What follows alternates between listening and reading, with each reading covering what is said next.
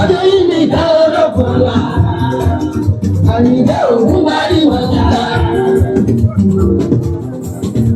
Ìwọ́n náà sí bá rí wọn dàlùkù náà sí wọ́n ń dàgbò. Torí tó ò tẹ́kọ̀ọ́ ṣàlàyé ẹ̀ka ìmọ̀.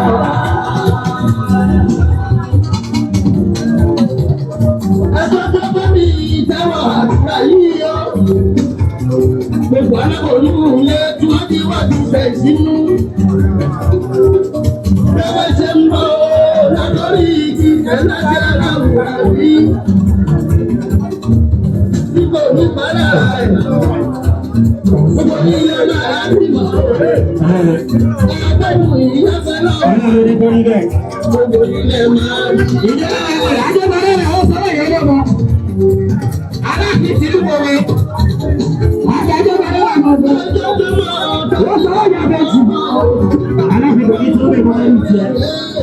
Wọ́n bó ṣe wá ṣe mí. Yé aláàfin sọ ọ́ dé. Alẹ́ la fẹ́. Ẹ tún bá gbogbo wa. Ó bá wa tún ìsọ̀. Ìyá wa yẹ lórí àbẹ́yìn. Ọlọ́run ní kórìí rẹ̀. Ìjọba là ń dẹ̀. Ìjọba là ń dẹ̀.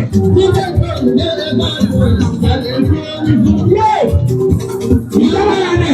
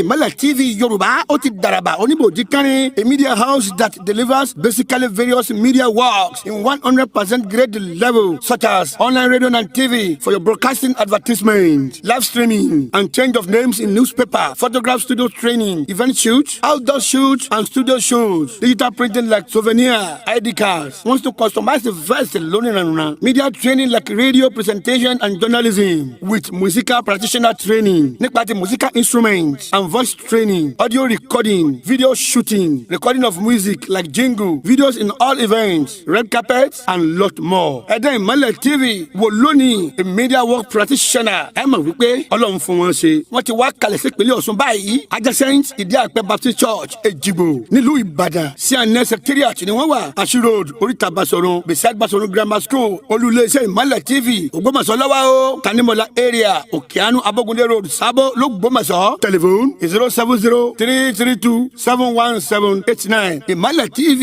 ó ti dọ̀gẹ̀gẹ̀ o, igi àgùnlá lóògùn.